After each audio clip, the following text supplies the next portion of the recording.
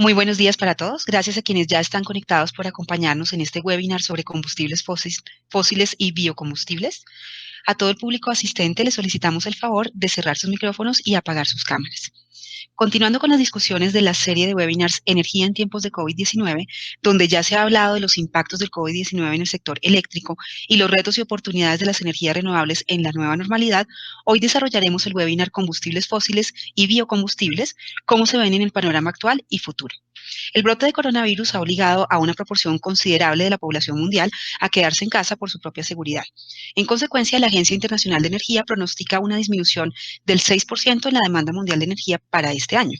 En términos absolutos, esto representa la mayor caída registrada en 70 años. Se espera que el brote de COVID-19 provoque un colapso en la demanda de energía 7 veces mayor que la disminución causada por la crisis financiera mundial en 2008.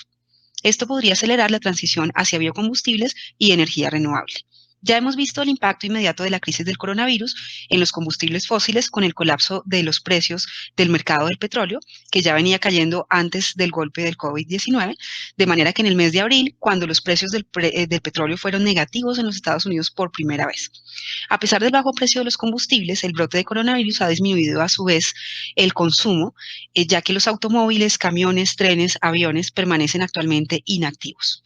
Todo esto ha implicado un aumento en la competitividad de los costos de la energía renovable en comparación con los combustibles fósiles, mayor preocupación de los inversores sobre los riesgos financieros y los activos varados y un panorama de políticas públicas cambiantes que busca cumplir con los objetivos de descarbonización. Para muchos sería un error hacer grandes inversiones en activos de combustibles fósiles. Esto generaría, digamos, la acumulación de una infraestructura ineficiente y contaminante durante décadas y ralentizaría la transición baja en carbono a un gran costo para la salud del planeta, su población y la economía. Por supuesto, esto no significa que todas las minas de carbón, pozos de petróleo y gas y plantas de energía de combustibles fósiles vayan a cerrar a corto plazo, pero sí crea las condiciones para que los formuladores de políticas elaboren estrategias encaminadas a diversificar las economías basadas en combustibles fósiles y capacitar a los trabajadores para diferentes industrias y ocupaciones. Por ahora, las medidas de aislamiento social ante el coronavirus, que implican quedarse en casa, mantienen un buen número de automóviles fuera de la carretera, reduciendo la demanda de combustibles. Pero a medida que se reabran las economías y las personas se instalen en la vida pospandémica, probablemente evitarán el transporte masivo, así como los viajes aéreos, y conducirán más. Esto podría incrementar la demanda de los combustibles. De acuerdo con el director ejecutivo de la Agencia Internacional de Energía, todavía es demasiado pronto para determinar los impactos a largo plazo, pero la industria energética que emerge de esta crisis será significativamente distinta de la que vino antes. Dadas estas circunstancias, desde la Universidad Jorge Tadeo Lozano, a través de la Facultad de Ciencias Naturales e Ingeniería y especial de los programas de Ingeniería en Energía e Ingeniería Química, la Maestría en Ingeniería de Gestión Sostenible de Energía, la Maestría en Ingeniería de Procesos y Sistemas Industriales, el doctorado en Ingeniería y el doctorado en Modelado en Gestión y Política Pública, les damos la bienvenida a esta serie de webinars denominada Energía en tiempos de COVID-19, que realizaremos todos los jueves cada 15 días. Hoy, representantes empresariales y gremiales, así como académicos nacionales e internacionales, se darán cita para reflexionar sobre los precios de los combustibles y biocombustibles, el impacto del coronavirus sobre la oferta y la demanda de estos, cómo están reaccionando las empresas y cómo ven la transición hacia los biocombustibles y energías renovables. En esta oportunidad tenemos el honor de compartir el foro con los siguientes invitados: José Carlos Barreto, vicepresidente de Operaciones y Logística de Terpel; Marco San Juan, gerente de innovación de Promigas; Carlos Graterón, director técnico de Fede Biocombustibles; Edmar Luis Fagundes de Almeida, profesor de la Universidad Federal de Río de Janeiro; y Edgar Vargas, director del Departamento de Ingeniería de Butadeo. En esta ocasión estaré moderando el panel. Mi nombre es Laura Conde y soy profesora titular del Departamento de Ingeniería de la Universidad Jorge Tadeo Lozano. Agradecemos a los más de 50 conectados en este momento en el webinar y a quienes también nos acompañan en vivo a través de Facebook, que son más de 20 personas. Procederé a realizar una presentación breve de cada uno de nuestros panelistas y a continuación vamos a explicar las pautas del webinar. Vamos a comenzar en primer lugar con José Carlos Barreto, vicepresidente de Operaciones y Logística de la organización Terpel, donde tiene a su cargo la administración de la cadena de suministro, construcción de proyectos, calidad, salud, seguridad y ambiente. Con más de 10 años en el sector de la minería y el carbón y con 13 años en la distribución de hidrocarburos, fue jefe de proyectos de Cementos del Caribe, gerente de mina de carbones del Caribe, gerente de la mina de carbones del Caribe, gerente de la mina y de exploración en RTZ, gerente de producción en Carbones del Cerrejón y es ingeniero civil y MBA de la Universidad de los Andes. También nos acompaña Marco San Juan Mejía, gerente de innovación de Promigas y director del Centro de Investigación e Innovación en Energía y Gas, académico, investigador y consultor en gestión de innovación, energías renovables y control de procesos industriales, inventor de patentes de sensores virtuales, sistemas biométricos y dispositivos de eficiencia energética, comprometido con el fomento de la innovación como herramienta de crecimiento de los negocios, el aprovechamiento de la información y conocimiento embebidos en los datos y la integración de soluciones energéticas para construir un entorno sostenible. Es ingeniero mecánico de la Universidad del Norte y doctor en Ciencias de Ingeniería de la Universidad del Sur de la Florida. Por su parte, Carlos Graterón Santos es el director técnico de la Federación Nacional de Biocombustibles en Colombia, especialista en energías renovables, cambio climático y calidad del aire. Desde hace 6 años preside el Comité 186 de Combustibles Líquidos, Alcohol Carburante y Biodiesel del Instituto Colombiano de Normas Técnicas y Certificación ICONTEC. Es químico de la Universidad Industrial de Santander, especialista en gerencia de la calidad de la Universidad del Norte, con maestría en ingeniería de la Universidad Libre de Colombia. El profesor Edmar Almeida trabaja en el Instituto de Economía de la Universidad Federal de Río de Janeiro y es investigador en el Instituto de Energía de la Universidad Católica de Río de Janeiro. El profesor Almeida también es miembro independiente de la Junta de Galp Energy en Portugal. Desde 1993 imparte cursos de pregrado y posgrado centrados en el sector energético. Está activo en la investigación, centrándose en la evolución de las industrias del petróleo, gas y electricidad en Brasil y en todo el mundo. Además de su actividad académica, el profesor Almeida ha asesorado a agencias gubernamentales, empresas públicas y privadas, inversionistas institucionales y organizaciones multilaterales. El profesor Almeida tiene experiencia como director y miembro de la Junta de Organizaciones No Gubernamentales y en la universidad. El profesor Almeida se graduó en Economía de la Universidad Federal de Minas Gerais en Brasil, posee una maestría en Economía Industrial de la Universidad Federal de Río de Janeiro y un doctorado en Economía Aplicada del Instituto de Política Energética y Economía de la Universidad de Grenoble en Francia. El profesor Edgar Mauricio Vargas es el director del Departamento de Ingeniería de UTADEO. Su actividad académica gira en torno a la docencia en áreas como la mecánica de fluidos, el diseño de procesos y el diseño de reactores. En investigación, su trabajo está orientado en áreas de biocombustibles y catálisis heterogénea. Cuenta con más de 23 publicaciones en revistas indexadas y el diseño de más de 20 plantas piloto que actualmente se encuentran instaladas en la industria del petróleo. Ha trabajado en diferentes entidades públicas y privadas como Colciencias, la Universidad Industrial de Santander, Ecopetrol ISOP, la Universidad de los Andes y la Universidad de Bogotá, Jorge Tadeo Lozano. Es ingeniero químico con maestría en Ingeniería Química de la Universidad Industrial de Santander y candidato a doctor en Ingeniería Química de la Universidad de Aveiro en Portugal. Muchas gracias a todos ellos por haber aceptado la invitación a este webinar. Para las personas que no han participado previamente en los webinars anteriores, la dinámica de este webinar será la siguiente. Vamos a realizar una serie de preguntas específicas destinadas a los panelistas. Por cuestiones de tiempo, les solicito a cada uno de ellos tomarse un tiempo con una extensión máxima de 4 minutos para responder cada una de estas preguntas, con el objetivo de poder cumplir la agenda que hemos establecido y disponer de tiempo para responder algunas preguntas de los asistentes. De no lograr este último propósito, vamos a tomar nota, en todo caso, de las preguntas que se realicen a través del chat de la plataforma para posteriormente remitirlas a los panelistas con el fin de dar respuesta a las consultas del público que nos acompaña en el día de hoy. La duración de este webinar esperamos que sea del orden de 1 hora en total. Bueno, teniendo en cuenta la situación generada por la pandemia de COVID-19, se ha evidenciado algunos impactos sobre la economía y en el sector energético, como ya lo hemos mencionado. Teniendo en cuenta este contexto que hemos descrito previamente, vamos a hacer la primera pregunta dirigida a José Carlos y a Marco. Desde el contexto industrial quisiéramos preguntarles cuál ha sido el impacto de las circunstancias actuales en los precios de los combustibles. Si quieres, José Carlos, vamos a empezar contigo, por favor. Gracias, Laura, a ti y a la universidad por la invitación. Como tú lo mencionaste en la introducción, ha sido acompañado de toda la crisis del coronavirus y de toda esta lucha comercial por las cuotas de producción de petróleo. Ha habido un desplome de los precios del petróleo, tú bien lo mencionabas al principio, a niveles de precio negativo, que significa pues que los tenedores del producto pagan porque se lo lleven y no almacenarlo, y en cuyo caso alcanza valores que nunca había alcanzado el petróleo en su historia. ¿Esto cómo repercute en Colombia? Nosotros los precios de gasolina, diésel y el combustible de aviación está indexado a los precios internacionales, pero la fórmula no transmite el precio de manera directa. Entonces, nuestro mercado, el mercado de los combustibles, es un mercado regulado y tiene cotas hacia el alza o hacia la baja para reducir los picos de volatilidad de los precios internacionales.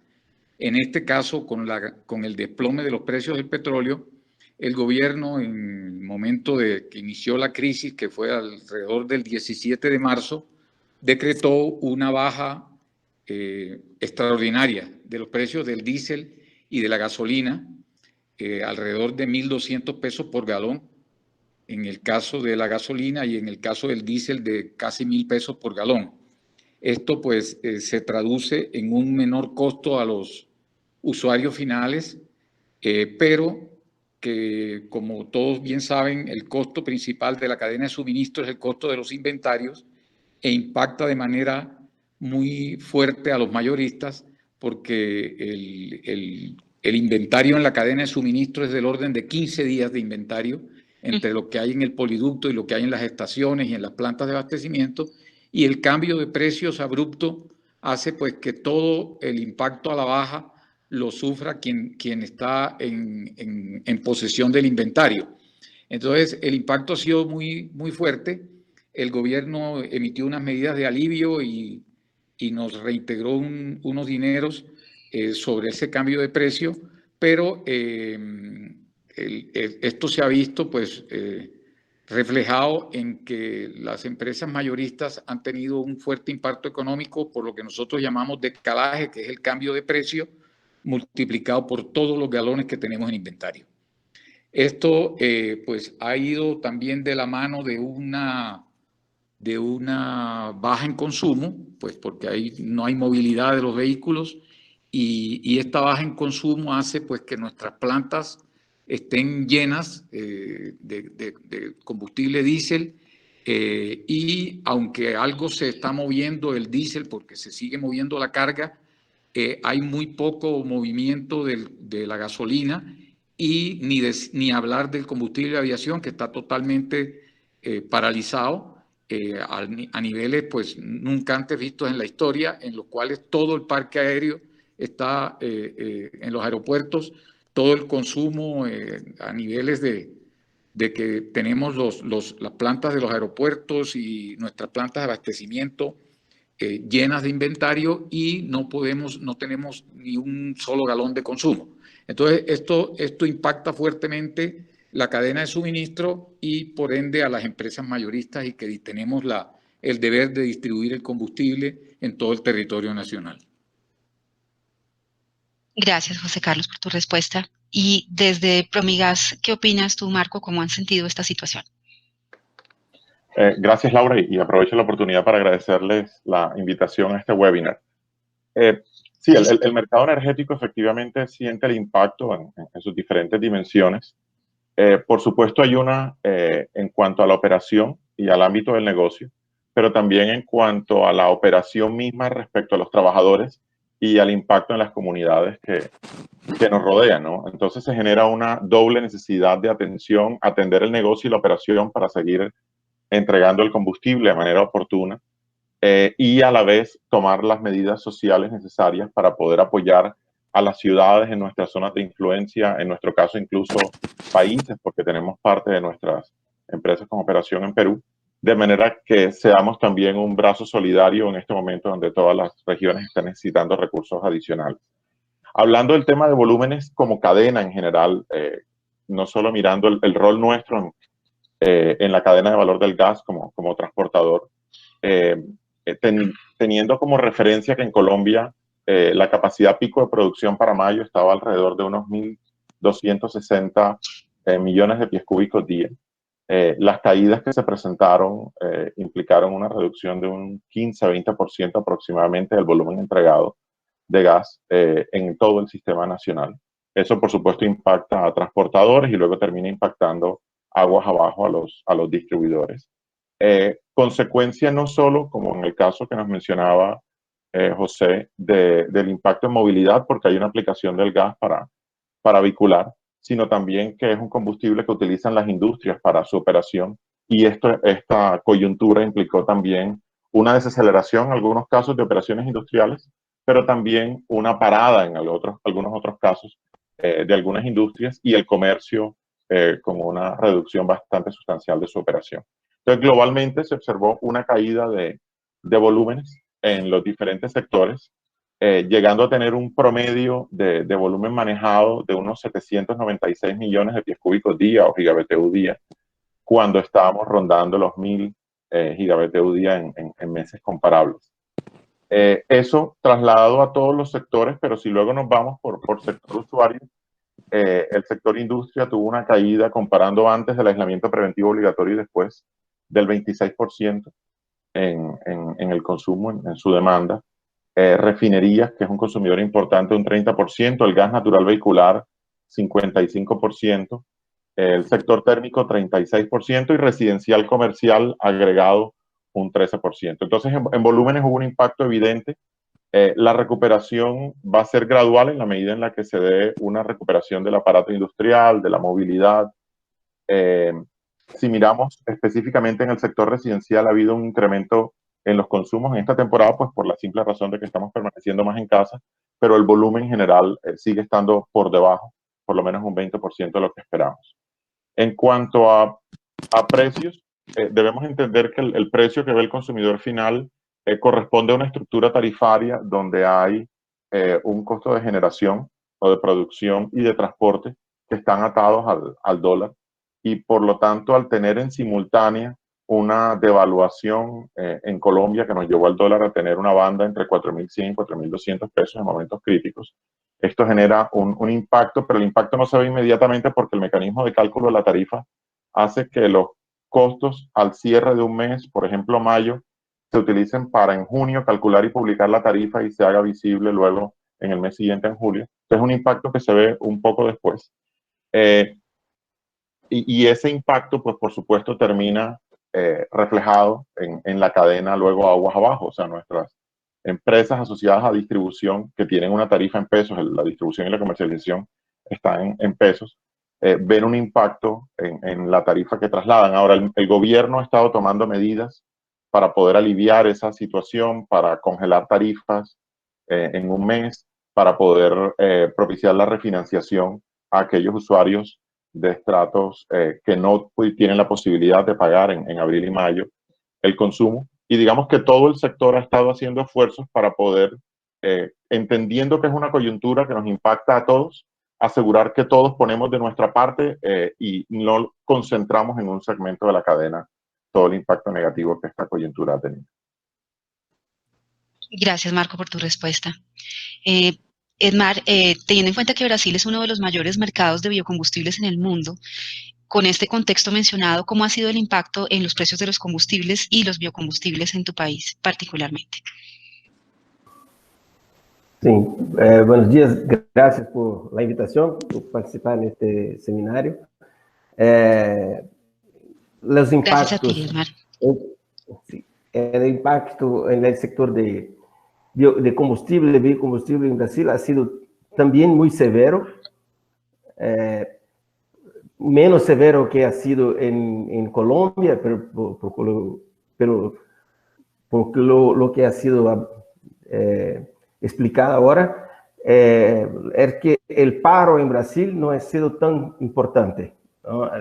La demanda de gasolina se cayó en abril, que ha sido el mes más complicado, algo como 34%, la queda en la demanda de diésel ha sido alrededor de 15%. Entonces, se cayó, pero no de una manera tan grave como en Colombia. Y los precios, a la demanda de etanol también cayó como 30%. Bueno, los impactos económicos, los impactos en los precios han sido también severos. El precio de gasolina y diésel en Brasil acompaña el mercado internacional, está alineado con el mercado internacional. Entonces, como el precio del petróleo y de los derivados se cayó en el mercado internacional, acá también Petrobras, que es el principal refinador, disminuyó el precio. El precio del etanol debe seguir el precio de la gasolina, pero esto fue parcialmente compensado por la devaluación cambial. El real, la moneda brasileña, sufrió mucho. Hubo una desvalorización de 30%, ha sido después del COVID, ha sido la moneda más afectada en el COVID. Así que el precio al consumidor final en Brasil se cayó entre 7 y 8% solamente en reales, pero en dólares se cayó mucho más, porque refleja la queda del precio en el mercado internacional. Esta queda en los precios es muy complicada para el sector de biocombustible, en particular el etanol. El sector de etanol en Brasil es un sector muy importante. Tenemos acá 350 usinas de producción de etanol que estaban ya antes del COVID muy endeudadas, con alrededor de 100 empresas en recuperación judicial. Entonces ya estaban en una situación económica complicada y ahora se complica aún más porque esas empresas ahora tienen una receta mucho menor, ¿no?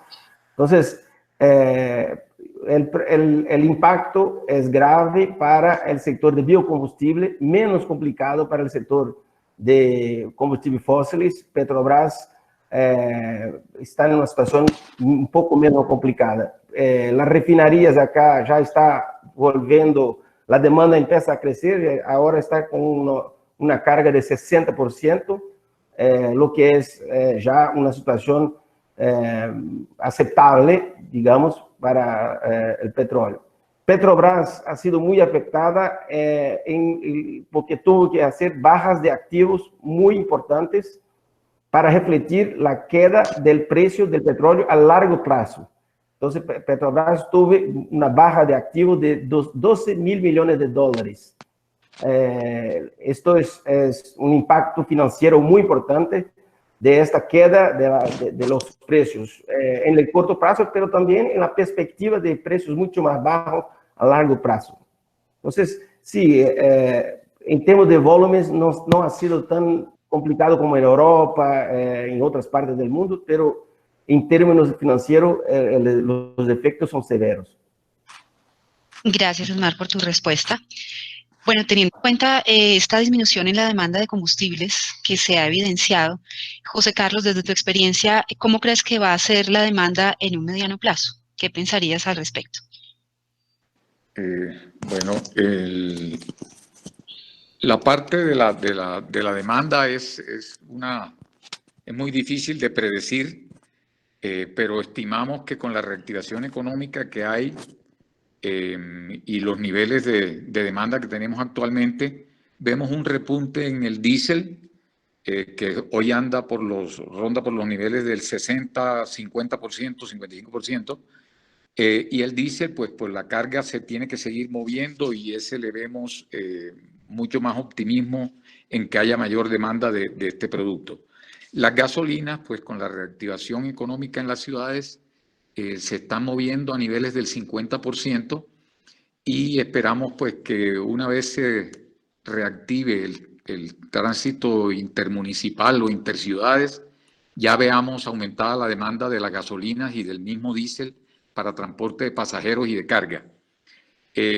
Para efectos del combustible de aviación se están haciendo una serie de proyecciones donde no se reanudarán los vuelos internacionales hasta septiembre, y eso pues sujeto a una evaluación del cumplimiento de los protocolos y del nivel de contagios que tenga esta crisis del coronavirus.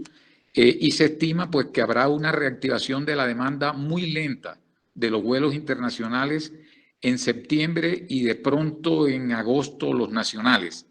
Pero esta demanda no va a llegar a los mismos niveles que tenía la operación, y en esto somos un poco más pesimistas. No creemos que vuelva a niveles de normalidad, sino a finales del próximo año. Por lo tanto, vemos mucho más gradual la reactivación del combustible de aviación, y vemos muy rápido pues, el retornar a niveles de normalidad en el diésel y las gasolinas. Entonces, esto obviamente impacta a los productores, no solo pues, al productor de refinados de fósiles, que es Ecopetrol en Colombia, sino a todos los refinadores de bios, que como todos bien sabemos, el etanol se mezcla al 10% con las gasolinas y el biodiesel al 10% con el diésel fósil para completar la mezcla que se vende al público. Entonces, esto causa, por supuesto, una reducción desde todos los aspectos, desde la oferta, donde los mismos productores tienen que hacer unas proyecciones muy afinadas para no ir a parar sus unidades de refinación y producir lo que el mercado está requiriendo a niveles de porcentaje de producto. Pero la cifra es una cifra estimada y dependerá mucho de los niveles de contagio y de las restricciones que le coloquen a la movilidad, y que también sabemos que depende de los niveles de contagio de las ciudades en Colombia. Gracias, José Carlos. Carlos, desde la perspectiva de Fede Biocombustibles, ¿crees que esto pueda tener un impacto positivo para los biocombustibles? De otro lado, ¿es posible que haya nuevas políticas públicas que incentiven la demanda de estos? Ok, bueno, Laura, gracias por la invitación a la universidad, a los colegas de panel. Efectivamente, como lo mencionaban los compañeros anteriormente, el sector de biocombustibles también se ha visto impactado fuertemente por la pandemia.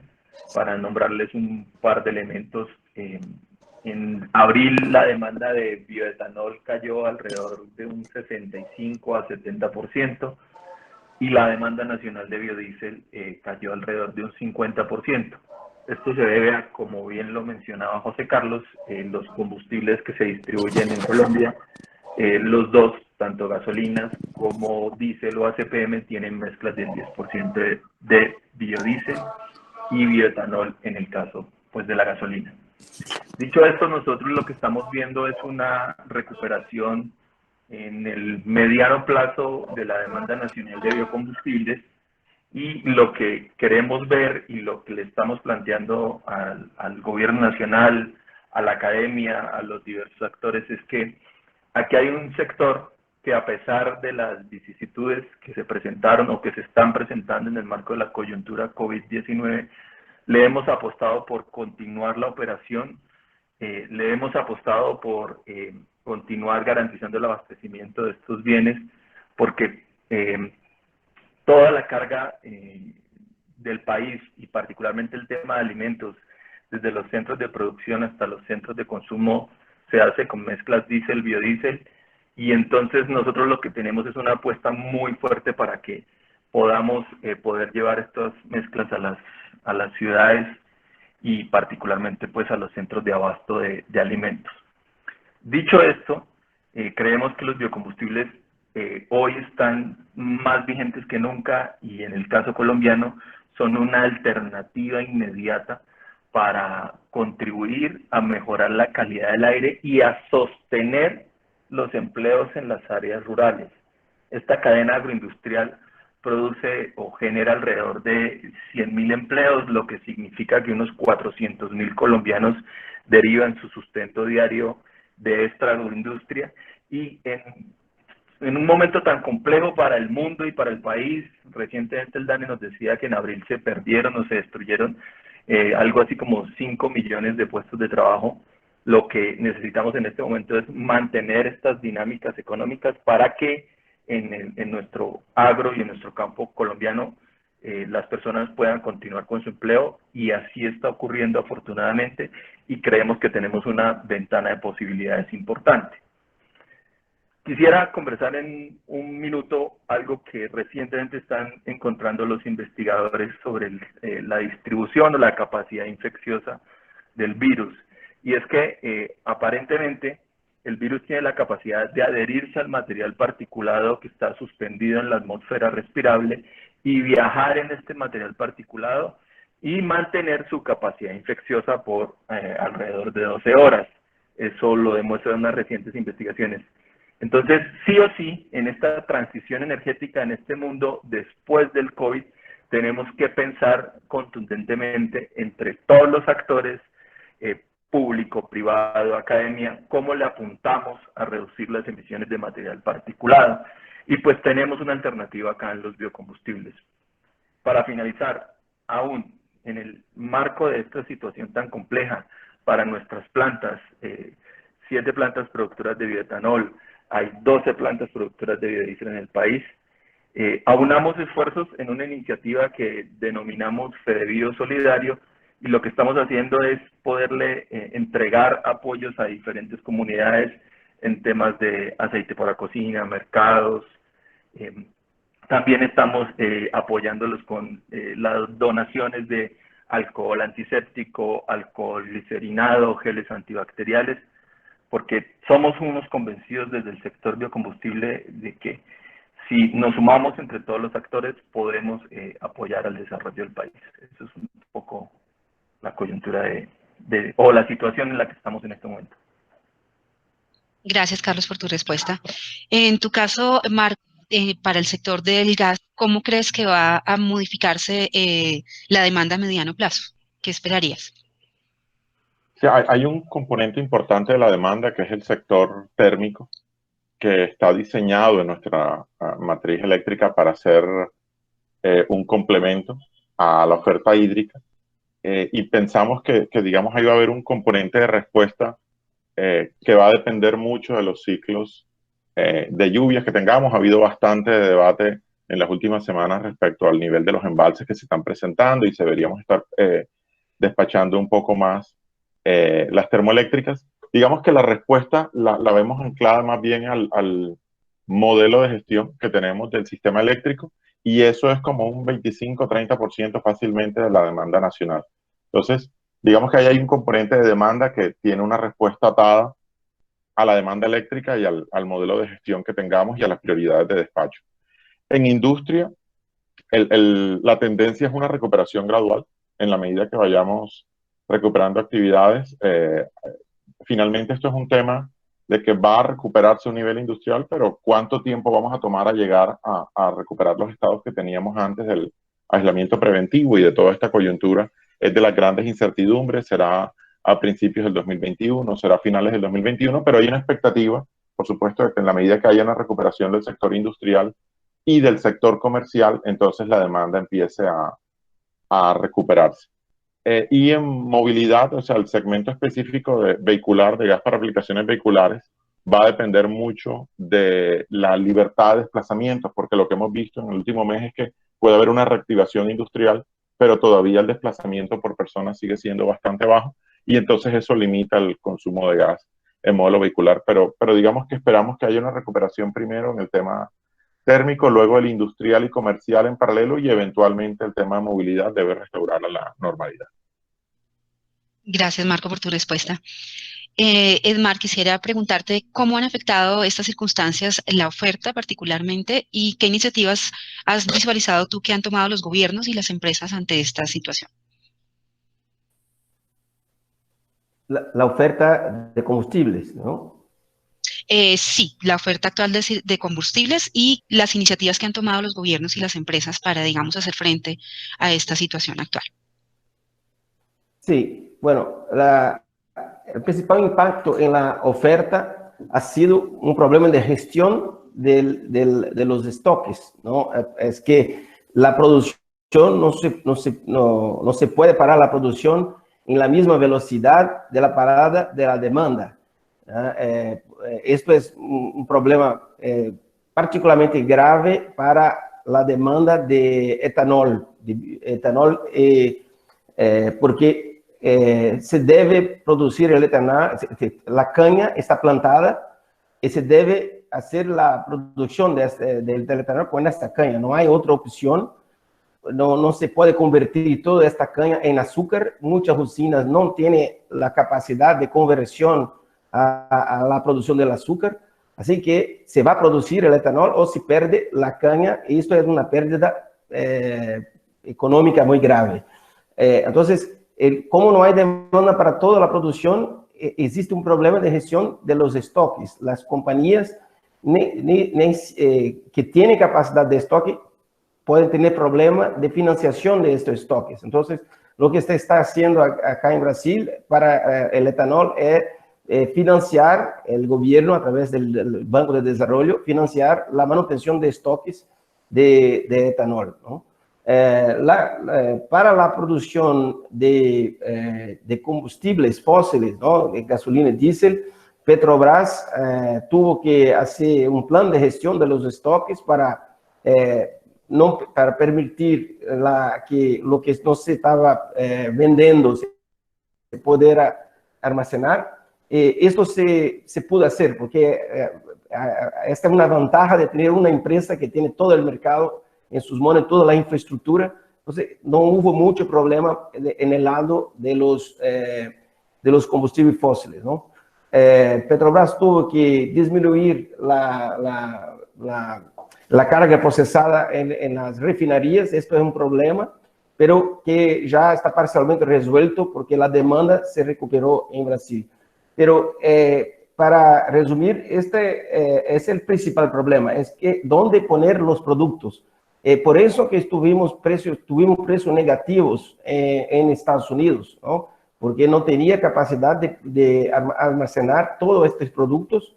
Esto también es un problema para el GNL. El GNL no se puede, muchas fábricas de liquefacción de gas natural no pueden parar. Entonces, si no hay mercado para todo el GNL, hay que estocar. Por esto es que mucho GNL americano ahora se va a Europa, no para vender, es una cuestión de capacidad de almacenamiento que hay en Europa. Entonces, los traders compran ese GNL a precios muy bajos, e incluso hubo cargas a precios negativos, y esto se va a almacenar en la capacidad de almacenamiento que hay en Europa, porque hay una regulación en Europa que obliga a toda planta de regasificación tener tanques de almacenamiento, ¿no? Entonces, es un problema de gestión de esta producción, porque la producción no se puede adecuarse inmediatamente a la queda de la demanda, y esto genera problemas logísticos y con consecuencias económicas muy importantes. Gracias, Esmar, por tu respuesta. Marco y José Carlos, desde su posición, ¿cómo ha reaccionado el sector y las empresas ante esta situación? Ok, yo diría que Edmar no lo pudo expresar más claramente.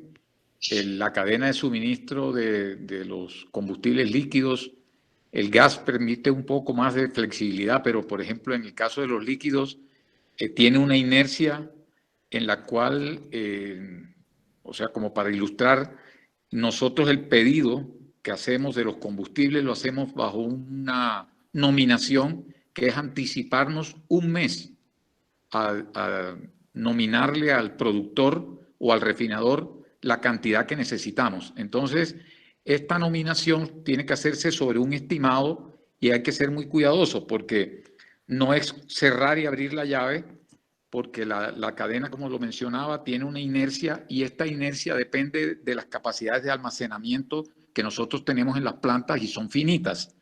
Si esta capacidad de almacenamiento no tenemos ventas que vayan evacuando, no le dan cupo a poder recibir producto de parte del refinador.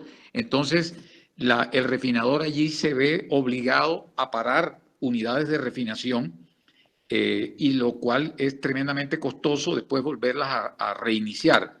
y prefieren seguirlas operando, así no cubran ni la mitad de los costos fijos del punto de equilibrio, el nivel de la operación, pero es preferible seguirlas operando a mínimo y nosotros estimar un volumen inferior de consumo adecuado a la demanda de producto, y es un balance muy frágil de la cadena de suministro en el caso de los combustibles líquidos, porque implicaría, si no recibimos producto, que pararíamos toda la cadena en detrimento de los demás mayoristas o en detrimento de toda la cadena de producción de Ecopetrol. Entonces, lo mismo les ocurre a los productores de BIOS y de etanol, que tienen que ser muy cuidadosos en sus planes de producción, porque de lo contrario, si producen y no nos pueden entregar, quedarían totalmente llenos y los obligaría a no tener, a parar sus unidades de refinación, al no tener espacio donde almacenar los biocombustibles.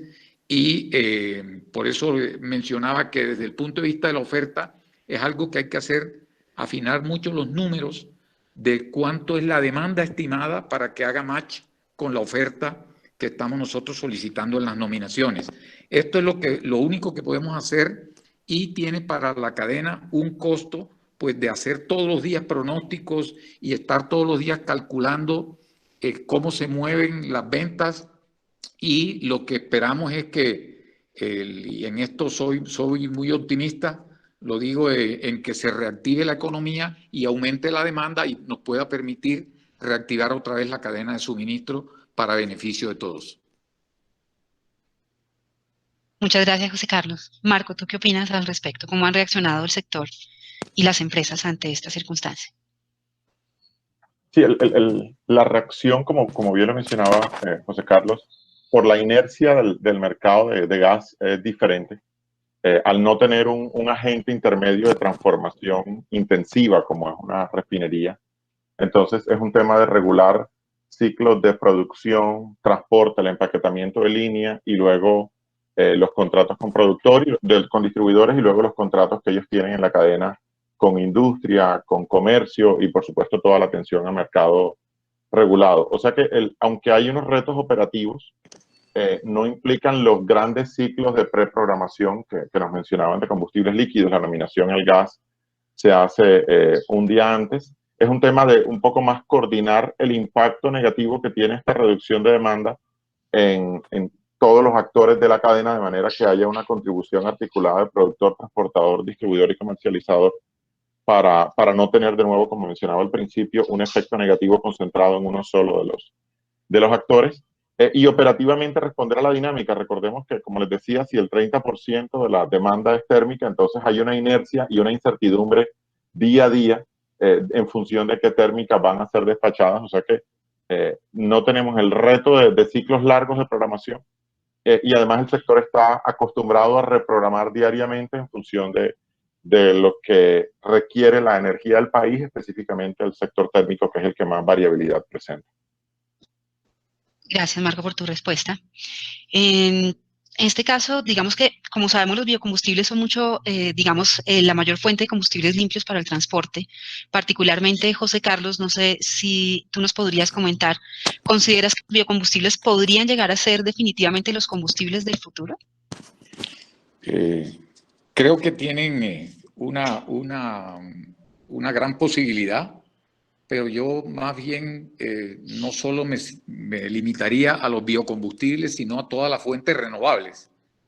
Pero para responder tu pregunta, los biocombustibles en Colombia tienen hoy, por disposición legal, un mínimo de mezcla que equivale al 10% en el caso del diésel y el 10% de etanol, ya lo mencionábamos, y sería una muy buena oportunidad para aumentar los porcentajes de mezcla de estos dos combustibles dentro de la matriz energética.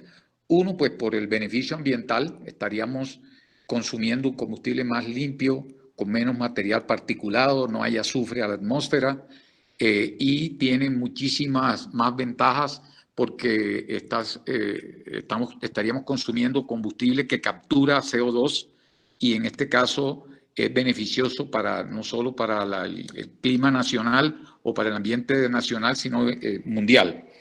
Pero en el caso colombiano, nosotros tenemos unas limitaciones para el aumento de la mezcla y están dados por parte del biodiesel con una limitación que hay de una creencia de que el biodiesel ocasiona problemas en la combustión, en los sistemas de filtrado de los automotores. Nosotros hemos hecho pues muchos estudios e intentos y demuestran que la mezcla perfectamente puede aumentarse y consumir más biodiesel dentro del diésel y más etanol dentro de la gasolina, lo cual no solo vendría en beneficio de los productores nacionales de los biocombustibles, sino en beneficio de todos los habitantes del país en cuanto a que estaríamos respirando un aire mucho más limpio.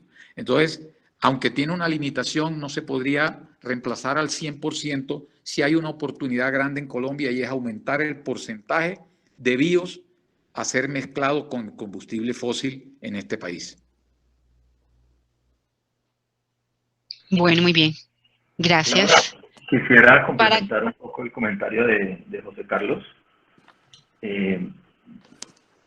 Claro que sí, adelante, por favor, Carlos. Adicionalmente a lo que menciona José, en estos mandatos de mezclas, desde la Federación Nacional de Biocombustibles también estamos proponiéndole al Gobierno Nacional la promoción de un reglamento que le permita a los usuarios operar o consumir mezclas superiores de biocombustibles a las establecidas por los reglamentos vigentes. Hemos hecho, como bien menciona José Carlos, bastantes pilotos en diferentes actores y, por ejemplo, les pudiéramos mencionar que hoy toda la operación de coordinadora mercantil en el Valle Aburrá, que tiene más de 180 vehículos en su operación de paqueteo, funciona con mezclas del 20%, del 50%, incluso del 100%, reduciendo entre el 60 y el 90% las emisiones de material particulado. ¿Por qué creemos que esto es clave? Porque somos unos convencidos que el país en la transición energética debe migrar a una canasta de energéticos limpios y renovables, es decir, donde quepan los biocombustibles, la energía fotovoltaica, electromovilidad y demás. Entonces, si los usuarios y los colombianos tenemos acceso a diferentes fuentes de energía donde voluntariamente podamos consumir unas y otras, seguramente vamos a tener un desarrollo muchísimo más sostenible en el corto y en el mediano plazo. Gracias, Carlos, por tu intervención.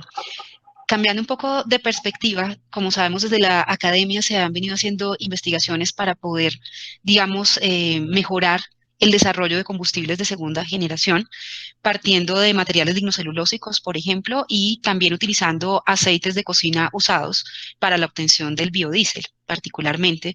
Edgar Vargas, desde la experiencia que has tenido y tu perspectiva como académico, ¿piensas que los biocombustibles sí pueden ser esos combustibles del futuro y cuáles pueden ser sus limitaciones técnicas para poder implementarlos a gran escala? Gracias, Laura. Pues en mi concepto creería que totalmente. Los biocombustibles, pues, en estos momentos, pues, son de primera generación. Sabemos que Colombia, pues, todas sus materias primas que utiliza tanto para el bioetanol como para el biodiesel, pues, se obtienen de materias primas vírgenes, ¿sí? Como cultivos de caña, cultivos de algunos almidones, o incluso, pues, todo lo que tiene que ver con la palma de aceite. Yo soy totalmente convencido que para que los biocombustibles sean realmente nuestro vector de energía renovable desde el punto de vista de combustibles líquidos, uno tiene que revisar tres cosas. La materia prima, ¿sí? Porque la materia prima que estamos usando ahora pues es una buena materia prima, pero realmente atenta contra la seguridad alimentaria, ¿cierto? Lo otro que uno tiene que revisar muy bien es que los procesos tengan entre sus diseños, digamos, los conceptos de economía circular o la química verde, que son fundamentales para que estos subproductos que se estén generando pues sean mucho más sostenibles a grosso modo. Los combustibles de segunda generación, pues para hacer algún tipo de contexto para la audiencia que está, pues son combustibles que sus materias primas no se comen, ¿sí? Por ejemplo, si yo tengo una mazorca, ¿sí? Una mazorca, maíz, uno sabe que la maíz tiene granos y tiene el corazón, que lo llamamos aquí comúnmente la tusa, y tiene también hojas. Imaginemos que si yo quiero producir bioetanol con maíz, utilizo los granos, que es comida, y con eso fermento. Pero si quiero hacer un biocombustible como el bioetanol de segunda generación, puedo usar el corazón o la tusa, incluso la cubierta, las hojas que lo cubren, a partir de procesos bien interesantes que se han desarrollado de la academia. Lo mismo puedo decir del biodiesel. ¿Qué tal si en vez de usar aceites comerciales de soya, de girasol, qué tal de palma, que tiene un contenido nutricional muy importante, pues usemos parte o unas mezclas usando aceites de cocina, ¿sí? Que sabemos que tienen problemas impresionantes en la parte de problemas con el agua, los drenajes se tapan, inclusive hay gente que los comercializan, los hidrogenan de nuevo para volverlos a vender. Entonces, realmente, cuando uno tiene la proyección desde la academia, de la investigación aplicada hacia la generación de biocombustibles, siempre tenemos que pensar en la sostenibilidad. ¿Sí? Por eso desde la Tadeo, pues trabajamos en producción, por ejemplo, de bioetanol a partir de, sabemos la alta producción de arroz que tenemos, trabajamos con cáscaras de arroz, trabajamos con cáscaras de café, incluso con maíz, con todo el forraje del maíz, y a partir de procesos que se han desarrollado, e incluso muy innovadores, explosión con vapor y otros más, biotecnológicos, hemos llegado a rendimientos importantes. Y desde mi investigación puntual, que es de la área biodiesel, pues yo he logrado hacer mezclas 75% de aceite usado de cocina con RBD y he obtenido rendimientos muy altos, hasta el 95% a ésteres, a biodiesel. Por tanto, desde la academia sí estamos completamente convencidos que tenemos que revisar muy bien los temas de la sostenibilidad en los procesos para poder hacer que esta canasta energética realmente sea sostenible, fuera de eso, que socialmente sea estable y que sin lugar a dudas, pues, tenga protección con el medio ambiente. Gracias, Edgar, por tu respuesta. Bueno, afortunadamente nos toca ir cerrando un poco la discusión, a pesar de que tenemos muchos temas que se podrían seguir debatiendo, pero queremos entonces hacer algunas preguntas para todos los panelistas. La primera sería entonces, ¿cómo ven el panorama del comercio internacional? ¿Ustedes consideran que los gobiernos van a cerrarse para fortalecer sus propias economías o van a seguir abiertos a las importaciones y exportaciones? Y esto, por supuesto, ¿cómo puede impactar el mercado de combustibles? ¿Y qué piensan de la transición a biocombustibles y renovables en términos particularmente de la movilidad eléctrica? Entonces, no sé si podemos empezar con Edmar, por favor, al respecto de esta pregunta. Sí, yo creo que el comercio de combustibles no va a ser mucho afectado, el combustible fósiles, porque los países que podrían tornarse proteccionistas en el comercio de combustibles ya los son proteccionistas. Entonces, hay países que hacen control de los precios, que hacen control de la producción de combustibles, esos seguirán haciendo lo mismo. Pero los países que hacían el comercio, que importaban, exportaban, como los países europeos, Estados Unidos, no veo, incluso China, no veo un cambio muy importante en esta materia. Yo veo sí que por el biocombustible se puede tener políticas de protección, porque este sector va a sufrir más que otros sectores, entonces ese sector va a demandar del gobierno ayuda y defender los mercados es una manera de apoyar a los productores locales, ¿no? Entonces, yo veo una reducción en los biocombustibles o más restricciones al comercio, pero no tanto al comercio de petróleo y derivados, ¿no? Con relación a la segunda pregunta, ¿no? Que es sobre vehículos eléctricos, ¿no? ¿Era esa la segunda pregunta? Tiene que ver con la transición a biocombustibles y renovables en esa Sí, matriz sí. energética.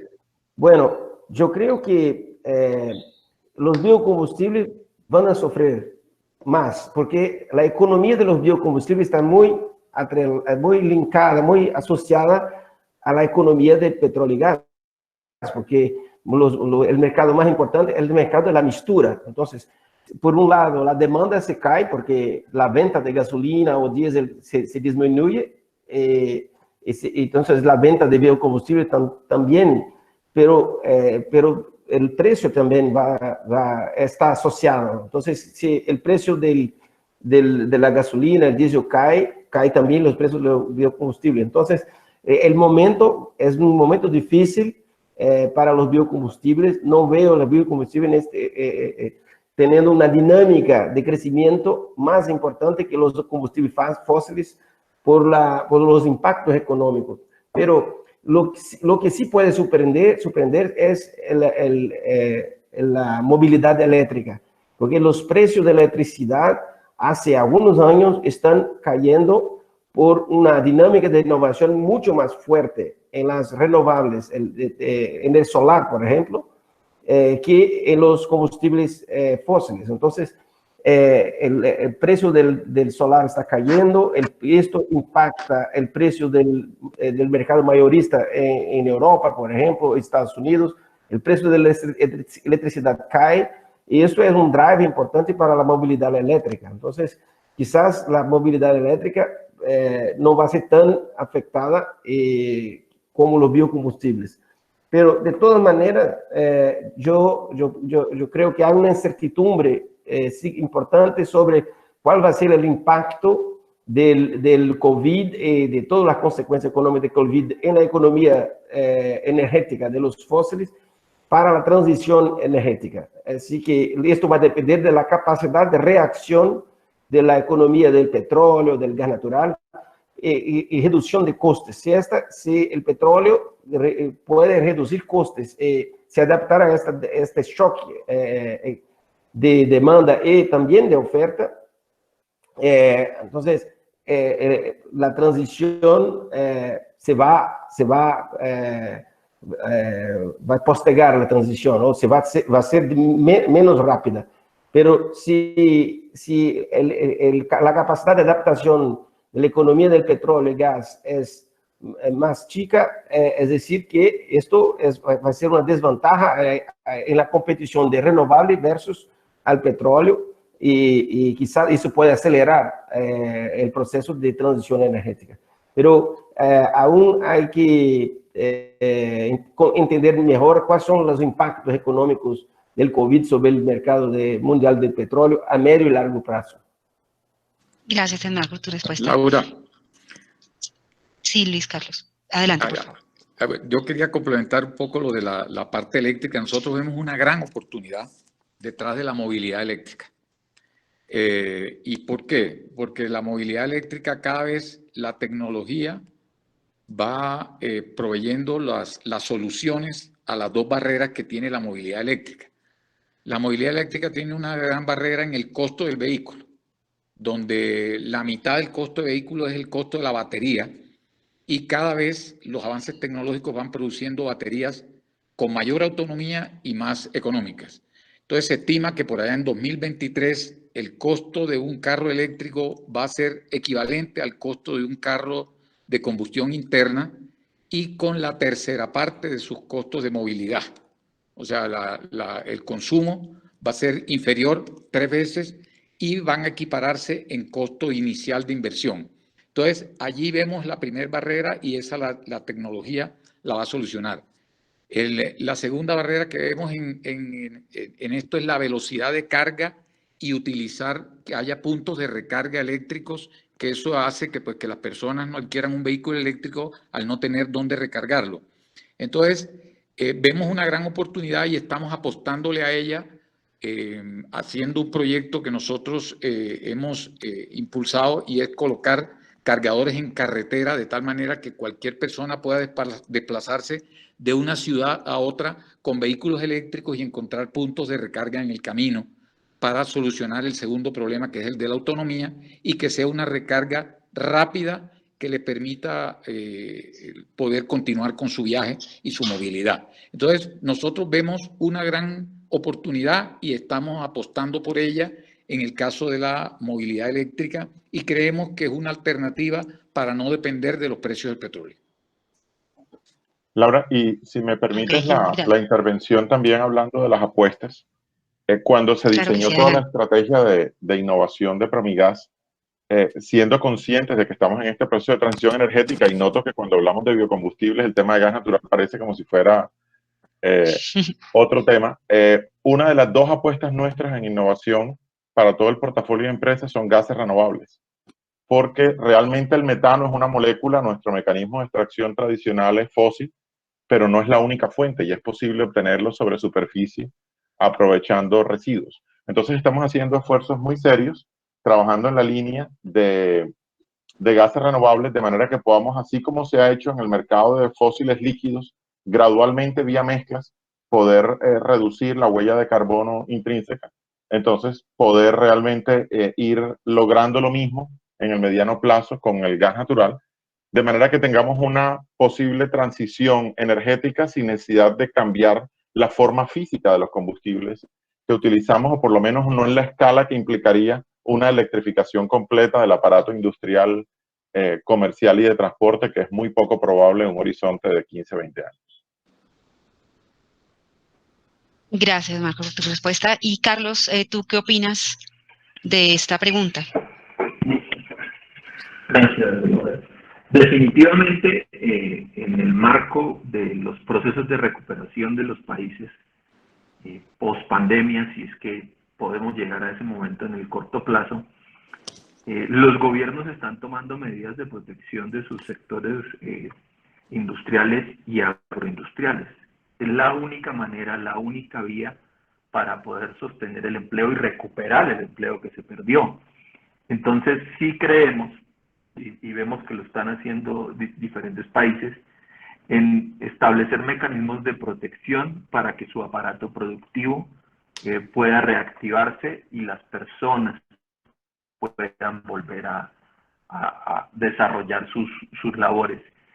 ¿Pasa en el sector de biocombustibles? Por supuesto que sí, pero creemos que también debe ocurrir en otros tantos sectores del país, qué sé yo, por ejemplo, las confecciones, hay que generan una cantidad importante de empleos y hay que protegerlas de alguna manera. Entonces, en general, sí creo que se viene un mundo donde se van a replantear todos estos paradigmas de libre mercado y cuáles de esos funcionan y cuáles se pueden posponer un poco para garantizar la recuperación. Sobre la transición energética, estamos absolutamente de acuerdo. Creemos que al hablar de una canasta energética limpia, cabe la electromovilidad, el gas renovable, como se mencionaba recientemente, los biocombustibles. Le estamos proponiendo al país, al gobierno nacional, un mapa de rutas de mandatos de mezclas que en el muy corto plazo divulgaremos. Así que es toda una apuesta, todo un engranaje de todos los actores para poder tener un mejor aire, un desarrollo bajo en carbono, y particularmente algo que desde Fede Biocombustibles y nuestros asociados nos interesa enormemente es la generación de empleo y el sostenimiento del empleo. Eso creemos que son momentos para pensarnos entre todos los actores en esas diferentes aristas. Gracias, Carlos, por tu respuesta. Bueno, antes de que continuemos con la respuesta de Edgar Vargas respecto de este tema, quisiera despedirme de quienes nos han acompañado a través de Facebook Live y agradecerles por haber participado durante este webinar. Entonces, muchas gracias a todos por su participación. Edgar, si quieres, entonces continuamos, por favor, con tu respuesta a la pregunta y luego vamos a tener alguna breve sesión de preguntas del público. Muchas gracias. Gracias, Laura. Yo quiero resaltar pues que países como el nuestro, como Colombia, que somos un país en la zona tropical, que tenemos sol los 360 días al año y que lo podemos recuperar de dos formas, de forma directa a partir de paneles solares y eso es importante, pero no olvidemos la biomasa. Nosotros tenemos biomasa en todo el país, de sobra y es una de las formas más sencillas también de recuperar la energía del sol, no solo la radiación directa, sino gracias al sol crece follaje, crecen plantas, crecen muchas cosas que pueden ser realmente usadas para producir bioenergía. Por tanto, creo que sin lugar a dudas esta transición para estos países en las zonas tropicales, pues puede darse de una forma relativamente rápida, siempre y cuando tengamos el apoyo de la industria, de los centros de investigaciones, de la academia, para lograr desarrollar procesos que conlleven a que esa biomasa residual que produce toda la industria agroalimentaria pueda ser usada para producir, no sé, gas, para producir biocombustibles líquidos, ¿sí? Porque hay muchas formas de procesarlas de tal forma de que va a obtener formas de energía mucho más sostenibles, que hagan que la industria crezca y obviamente que la sociedad también no se vea perjudicada desde el punto de vista de contaminación, de respiración, de todas estas cuestiones de salud. Por tanto, creo yo que hay que tener también en la vista la biomasa. Gracias, Edgar, por tu respuesta. Bueno, tenemos un tiempo relativamente corto de 1 o 2 minutos para preguntas. Sin embargo, ahora tenemos una breve intervención. Grace, adelante, por favor. Bueno, muy buenas tardes ya. Muchas gracias a todos los que han participado en este webinar. Como siempre, pues recordarles que esta es una actividad organizada por la Facultad de Ciencias Naturales e Ingeniería, junto con sus programas en Ingeniería en Energía, Ingeniería Química, Maestría en Ingeniería en Gestión Sostenible de Energía, la Maestría en Ingeniería de Procesos y Sistemas Industriales, el Doctorado en Ingeniería, el Doctorado en Modelado en Política y Gestión Pública, y los grupos de investigación en Energía, Ambiente y Desarrollo, y en Ingeniería de Procesos y Sistemas Industriales. Los invitamos a conocer toda la oferta de estos programas y de otros programas de la universidad. Contamos en este momento con un 30% de descuento en el valor de inscripción para programas de pregrado y posgrado, y asimismo para el segundo semestre de 2020 vamos a tener 10% de descuento en las matrículas también de pregrado y posgrado para estudiantes nuevos y antiguos. Y también tenemos una oferta de programas seleccionados en la franja nocturna para que lo revisen a través de nuestra página web www.utadeo.edu.co. Ahora sí, damos paso a algunas preguntas del público que han dejado a través del chat. Las leeré por acá. Dice Héctor Hernando Flores Herrera, buenos días, ¿qué ha pasado con el proyecto de diésel renovable? No sé quién de los panelistas pudiera responder esta pregunta. Si quieres los acompaño. Bueno, en general en el mundo el diésel renovable es uno de los biocombustibles de mayor crecimiento. Y básicamente su proceso de producción es tomar un aceite, un triglicérido, hidrotratarlo y producir parafinas e isoparafinas que se conocen pues como diésel renovable o green diesel. Entonces en el mundo ya hay una ruta tecnológica suficientemente probada y se está usando. En el caso colombiano, la estatal petrolera Ecopetrol patentó un proceso de producción de diésel renovable cuyo nombre es biocetano, es un nombre registrado, y este biocetano se produce a través de un mecanismo que se conoce como coprocesamiento. Entonces las grasas, los aceites van al equipo de hidrotratamiento en la refinería y se produce una corriente. Hoy tenemos especificaciones de calidad para este diésel renovable, tenemos la reglamentación establecida, la patente, la ruta tecnológica, y creemos que en el corto o mediano plazo ya podría empezar a desarrollarse su consumo. Principal barrera que va a tener el diésel renovable, como todos los renovables, como el biodiesel, como el bioetanol y demás, la brecha de competitividad con los combustibles fósiles. Y es que por toda esta dinámica que estamos viendo de restricción de la demanda, tenemos mercados sobreofertados hoy de diésel, gasolina, biocombustibles y particularmente, como se ha mencionado ante el desarrollo del webinar, los precios de los fósiles han venido cayendo, se mantienen a la baja, y entonces nosotros o quienes promovemos el desarrollo de renovables, uno de los efectos de la pandemia COVID-19 es que nos vamos a enfrentar a un mundo donde no vamos a ser o vamos a ser menos competitivos que lo que veníamos antes de la pandemia. Y ahí tenemos unos retos importantes para poder continuar los desarrollos de los renovables, dentro de los que se incluye el diésel renovable. Gracias, Carlos, por tu respuesta. Muchas Grace, no sé si gracias. tengamos alguna otra pregunta del público que alcancemos a responder. De pronto por acá también Héctor, y esta nos la puede ayudar a responder Marco, el gas, una pregunta relacionada, ¿qué pasaría, qué va a pasar o qué ha pasado con el gas natural renovable por DA? Sí, DA es digestión anaerobia. Realmente, cuando nosotros hablamos de gases renovables, en el contexto mundial se están revisando 3 frentes básicamente, que son el biometano, el gas natural sintético y el hidrógeno verde.